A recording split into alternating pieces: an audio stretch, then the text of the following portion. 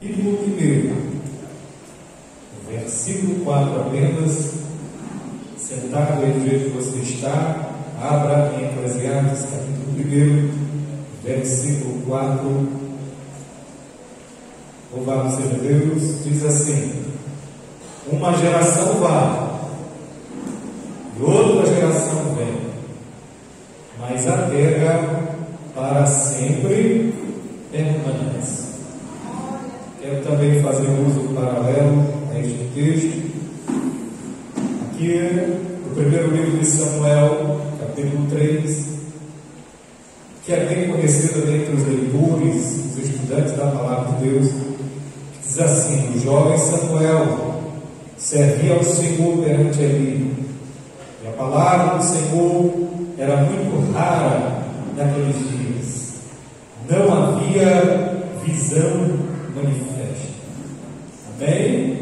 Deus seja louvado. Mantenha a sua vida aberta aí neste capítulo 3, pois para ganharmos tempo nós vamos ver somente versículo 1, versículo-chave desta perícope aqui de Samuel, capítulo 3. Meus amados irmãos, o nosso tema é uma geração centenária, né? Louvado seja Deus. Vocês são a geração centenária que vão fazer a diferença, louvado seja Deus, nesta geração. Uma juventude centenária fazendo diferença nesta geração, marcando esta geração. Louvado seja Deus. Eclesiastes diz que uma geração vem e a outra geração vai, mas a terra permanece para sempre. Ou seja, o tempo vai passando e as gerações começam e terminam também. Alguns dizem que uma geração pode ser até de 25 anos, mas com a modernidade e com o processo acelerado de desenvolvimento que nós vivemos, de tecnologias, de inovações, de invenções, este espaço vai se diminuindo. Podemos chegar entre 10 e 15 anos. Imagine o pensamento, a mudança de pensamento das gerações que compuseram as Assembleias de Deus no Brasil. Por exemplo, hoje em dia, no começo da Assembleia de Deus, se uma irmã fosse vista andando de bicicleta, automaticamente ela era disciplinada. E hoje as nossas irmãs já andam até de moto, né? Faz aí a obra de Deus, tudo quanto é veículo, dirige e tal, e não tem restrição alguma, porque os pensamentos de gerações, elas vão se transformando.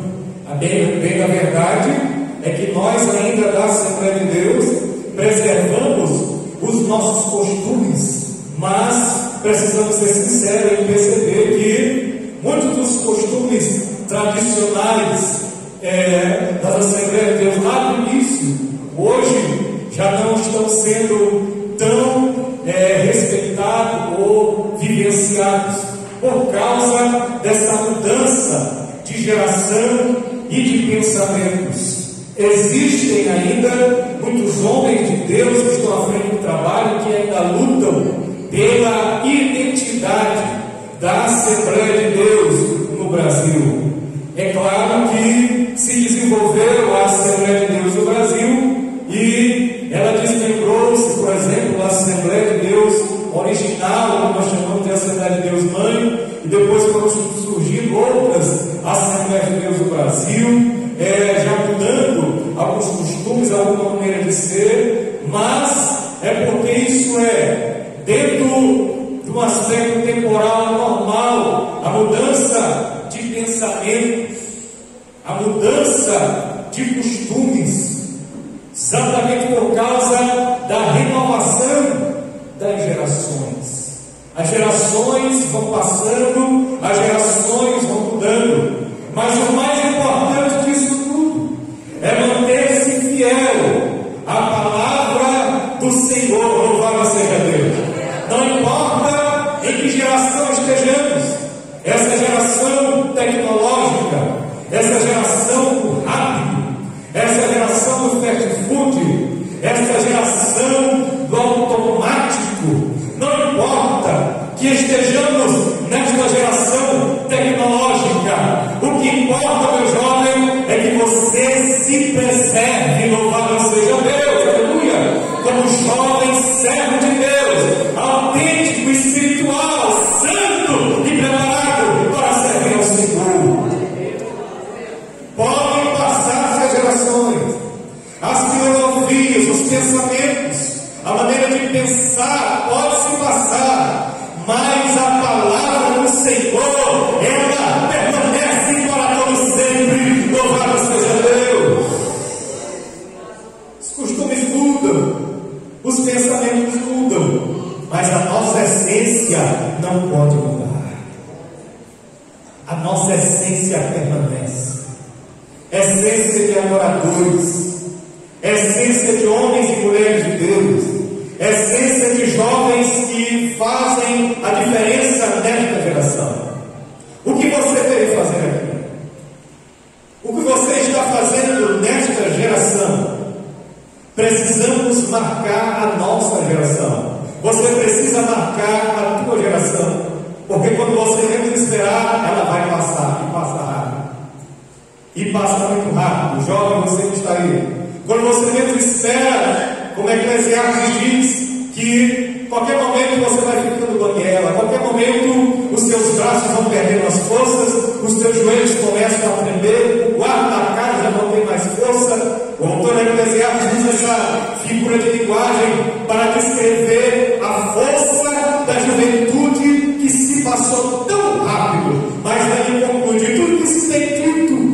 A suma é, jovem, teme a Deus. Teme a Deus. Tudo passa. As gerações passam. Os tempos passam. A moda passa. O pensamento humano passa. As amizades passam. Os colegas vão embora. Mas aquele que permanece na palavra de Deus permanece para sempre firme na palavra. O que teremos para contar aos nossos filhos, aos nossos netos, do que nós fazemos, ou do que nós estamos fazendo nesta geração? O que você tem para contar? Será que a tua passagem aqui na terra tem algum objetivo?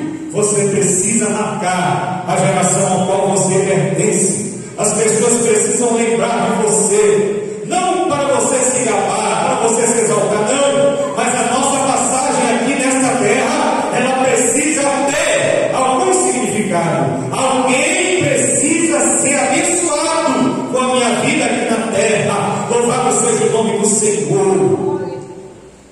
Sabe uma coisa? Quando a gente olha para a história, a gente vê muitos nomes de grandes homens e mulheres de Deus que marcaram a sua geração. E a gente não precisa ir muito longe. A gente pode falar dos nossos fundadores, Daniel Berg, Navigli, jovens que não tiveram a sua vida por preciosa e que fizeram a diferença na sua geração, que ouviram o chamado de Deus, e graças a ele nós estamos aqui. Quantos pastores da Assembleia de Deus no Maranhão dedicaram a sua juventude, louvado seja o nome do Senhor, a Cristo, deixaram gastar a sua juventude a Cristo, e estão aí nos anais da Assembleia de Deus sendo lembrados, seus nomes estão escritos na história da Assembleia de Deus. E nós? Será que nós estamos marcando história na nossa congregação? Será que nós estamos sendo significantes para o pastor, para a igreja, para as pessoas do meu bairro, onde eu convivo? Será que eu estou marcando de fato nesta minha geração? A gente precisa marcar onde nós passamos. Precisamos marcar. A gente não pode ser mais uma multidão. E entendam bem, eu não estou falando de exaltar o nome, eu não estou falando de você aparecer nas manchetes, eu não estou falando de você aparecer na mídia, eu não estou falando de você virar um pregador famoso, uma cantora famosa, não. Eu estou falando em você ganhar almas, eu estou falando em você colecionar galardão, céu, aleluia. Ele está falando em você, tem um bom testemunho e as pessoas veem que verdadeiramente você serve a Deus, que verdadeiramente você tem temor de Deus, aleluia. Eu estou falando de um dia alguém dar testemunho a teu respeito. Eu estou falando de alguém dizer algum dia: olha, teve na minha geração um jovem, uma jovem que marcou a história. Esse jovem, quando pregava, Deus operava, quando ele orava, Deus ouvia, quando ela cantava, a gente sentia a presença de Deus. Louvado seja o nome do Senhor. É isso que eu estou falando. A juventude centenária precisa marcar presença na história divina. Louvado seja o nome do Senhor.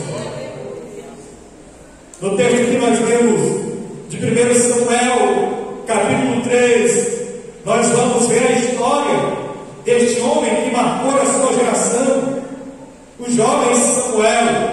Louvado seja Deus. Este que foi profeta, sacerdote e juiz. Profeta, sacerdote e juiz. Olha a responsabilidade desse jovem. Profeta, sacerdote e juiz. O que você é na sua geração?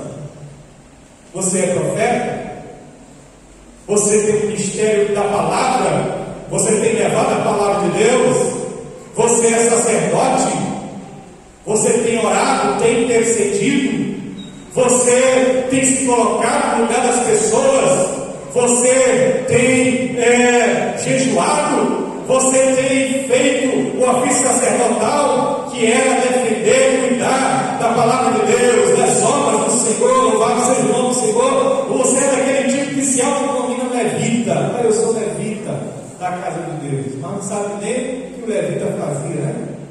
Levita carregava pano, levita transportava o tabernáculo, e as pessoas dizem: eu sou levita, eu só quero cantar. Nada a ver levita com louvor.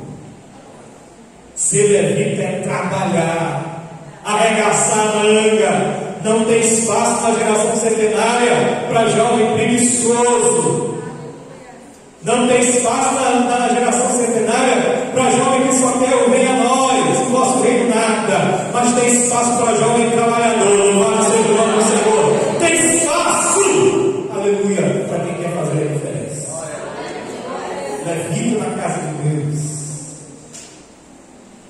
É varrer uma casa, é varrer a igreja.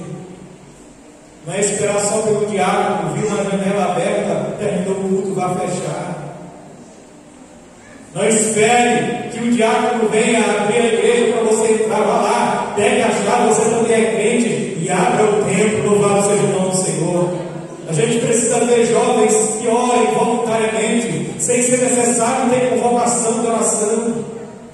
Querido, pela misericórdia de Deus, sou de uma geração, nós sabemos do Sacavém, onde os jovens não era necessário mandar orar, eles mesmos iam lá, pegavam a chave. Tinha jovem orando de manhã cedo, jovem orando meio-dia, jovem orando de madrugada, sem precisar mandar, fazendo barulho. Eu, pela misericórdia de Deus, participei, é por isso que eu estou aqui, por causa dos frutos desta oração. Está aqui algumas testemunhas da irmã Vânia, João, a irmã Eliane, muitos outros da Santa de Sacavém poderiam atestar que lá neste tempo, lá de 98, 2012, 2010, quando a gente estava nos congregando na Santa de Sacavém, não precisava ninguém mandar a gente orar. A gente mesmo pegava a chave na casa da nossa irmã Remédio, madrugada, né? Incomodando a irmã Remédio, dê a chave, que a gente quer orar. Jovem Samuel, profeta,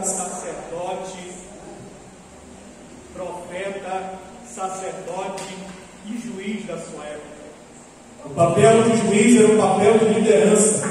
A gente precisa ver nessa juventude centenária jovens que se destaquem na liderança. A gente precisa ver os talentos de liderança na igreja. Hoje em dia você não vê um jovem mais dizendo: eu quero ser missionário, eu quero ser um pastor, eu quero ser um diácono. Está cada vez mais raro um jovem dizer isso. Se ouve ele dizer: eu quero me formar, eu quero ter minha profissão, mas ser diácono para carregar cadeira, carregar banco, expulsar demônio, não, assim, não é para mim não. Pastor, só quero ser pastor não, só mais do que isso vai me alegrar. Eu quero ser médico, eu quero ser político, eu quero ser governador, eu quero ser presidente. Não é proibido você querer ser isso não. Você também precisa desejar a obra de Deus na sua vida. Você precisa desejar dar fruto para Jesus. Você precisa, jovem, ser um jovem frutífero na casa de Deus. Senhor, eis-me aqui, eu estou estudando. Ou vocês acham qual foi o ministério mais abrangente igual Deus tenha usado? Todos eles. Mas qual foi o ministério após Cristo mais abrangente? Ministério de Paulo. Por quê? Ele era mais preparado. Os outros Deus usava também extraordinariamente, Pedro, Tiago, João, mas Paulo tinha um preparo que eles não tinham. Escreveu inúmeras cartas, não somente essas que estão aqui, várias outras. Paulo teve um ministério, o homem era tão preparado que no dia que ele mandou Ananias lá orar por ele, Ananias não queria, o Senhor disse: vai, porque este é para mim um vaso escolhido. Ele vai pregar não só para a minha igreja, ele vai pregar para o povo de Deus, vai pregar para os reis, para pessoas importantes, porque ele é preparado e eu vou usar o preparo dele. Louvado seja o nome do seu jovem. Queira estudar, queira ter uma profissão, mas sabe de uma coisa? Coloca essa profissão nas mãos de Deus, é do Senhor. Eis aqui, louvado seja Deus, usa na tua mão. Geração centenária, louvado seja Deus. Vamos imitar Samuel, sacerdote, profeta e juiz da sua época. Que exemplo, meus amados irmãos. E a Bíblia diz aqui no versículo 1 que o jovem Samuel servia ao Senhor perante Eli. E a palavra do Senhor era de muita raridade naqueles dias. Você já ouviu falar do ditado: diga-me com quem tu andas, que eu te direi quem tu és? Ele não se aplicava a Samuel. Sabe por quê? Samuel poderia ser muito bem influenciado pelo testemunho dos filhos do sacerdote Eli. Que eram também jovens da sua geração, sacerdotes, que davam um exemplo na casa de Deus, se prostituíam dentro da casa de Deus. A história diz que eles pegavam o sacrifício que as pessoas iam levar lá para ele, né? E faziam um churrasco para ele, chamavam os amigos para fazer churrasco, roubavam as ofertas, faziam tudo que queria dentro do templo. E Samuel, ali crescendo, vendo tudo aquilo ali, já imaginou.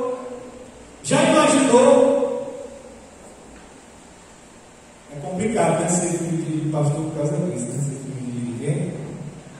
O jovem fica lá olhando: e os filhos do pastor? Mas Samuel não tinha essa desculpa não. Samuel não usava de desculpa para negligenciar a obra de Deus, como o maior exemplo que ele via dentro de casa, porque ele é criado com eles.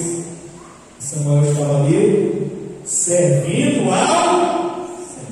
Meu irmão, quando a gente serve a Deus, a gente não tem tempo para olhar para mau exemplo. Quando o jovem está servindo a Deus, não tem tempo para crescer todo, ele cresce retinho. Louvado seja o nome do Senhor, porque ele não tem tempo de olhar nem para a direita nem para a esquerda. Ele está olhando sempre para Jesus, o autor e consumador da nossa. E digo mais, pode até olhar, mas só para não fazer igual. Louvado seja o nome do Senhor. Vocês estão vendo, geração centenária, a gente não precisa se contaminar. Vocês não precisam crescer, por mais que os exemplos sejam ruins. Nós estamos vendo vários exemplos ruins em nossa geração, de crentes aí que se dizem crentes, de pregadores que deviam ser exemplo, mas que vem pregando que a Bíblia precisa ser atualizada, que não é bem isso aqui. Não ouça esse tipo de gente. Ouçam pessoas cheias do Espírito Santo. Ouçam pessoas que influenciam para o bem. Louvado seja Deus. Ouçam pessoas que têm o temor de Deus, para que vocês também cresçam retos. Louvado seja o nome do Senhor. E o jovem Samuel servia ao Senhor perante Eli.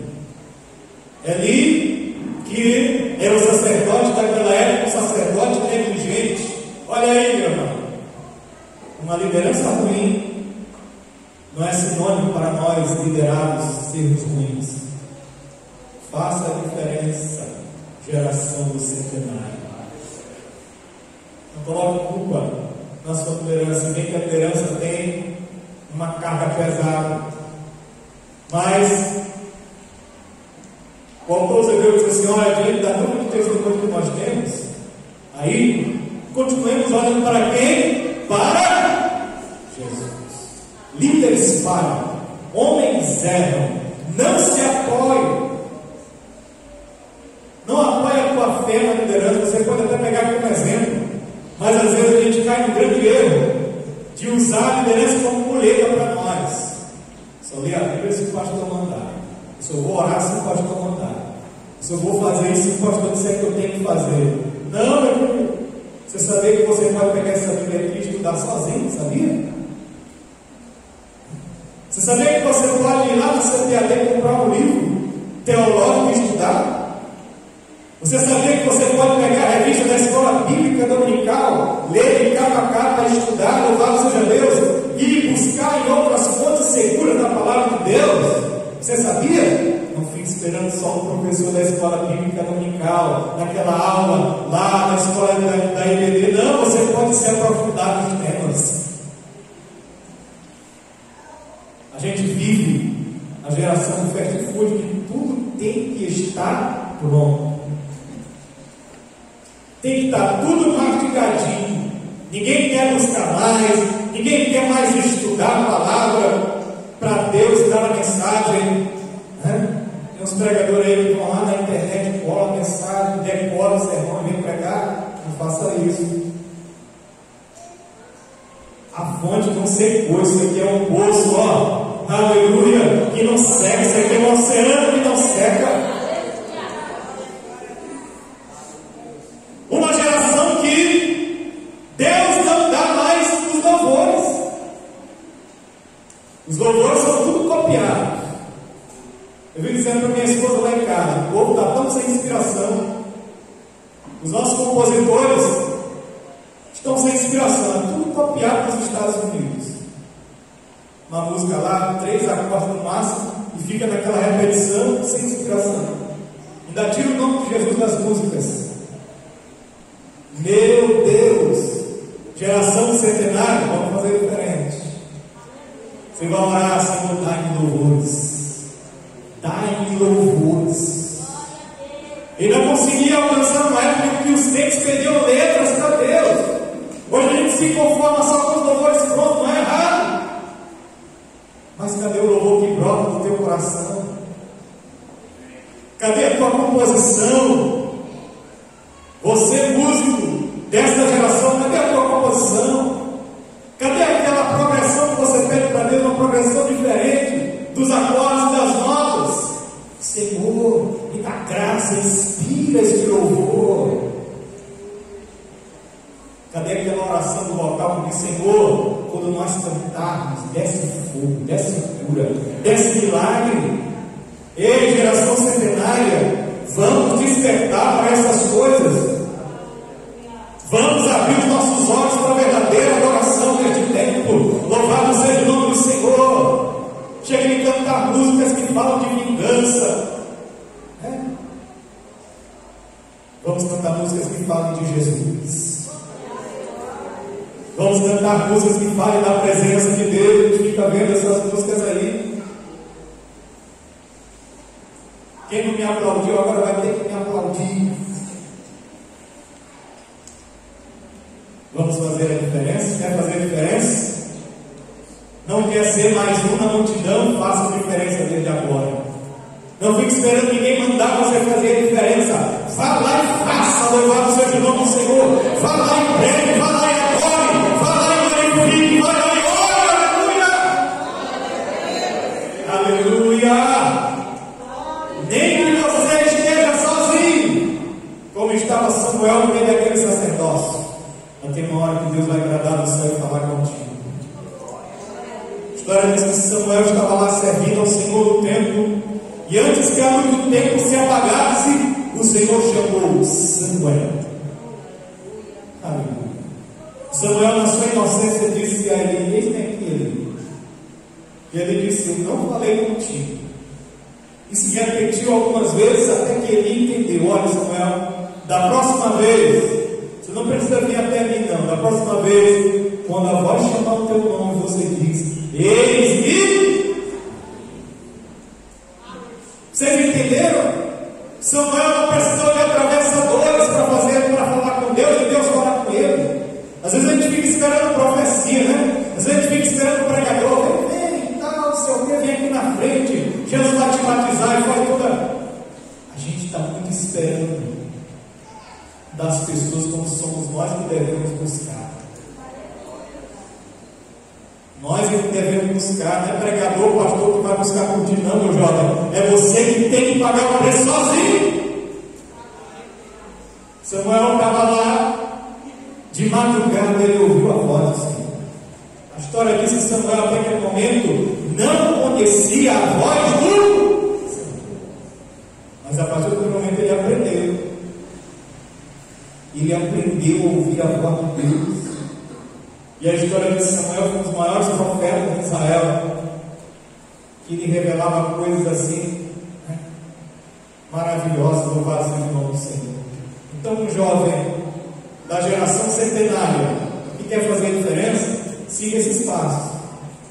Não tem nada novo que eu estou pregando aqui. É o beabá, é a Bíblia Sagrada, é orar, é se consagrar, é ser cheio do Espírito Santo, é ter atitude, louvado seja Deus, e você vai marcar a sua geração. Você não vai ser mais um na multidão, louvado seja o nome do Senhor, você vai ser diferenciado. Coloque Jesus na frente. Não tire Jesus do centro. Porque a partir do momento de geração centenária, em que nós tirarmos Jesus do centro das nossas vidas, nós vamos perder. Coloque Jesus no centro. Coloque Jesus na frente das suas atitudes. Coloque Jesus na frente das suas decisões. Coloque os teus desejos diante do Senhor. Ore com sabedoria e graça, e você vai fazer a diferença nesta geração. Amém? Fique pé comigo em nome de Jesus. Quando você receber uma palavra, quando você entender a mensagem. Tem alguém para Jesus essa noite?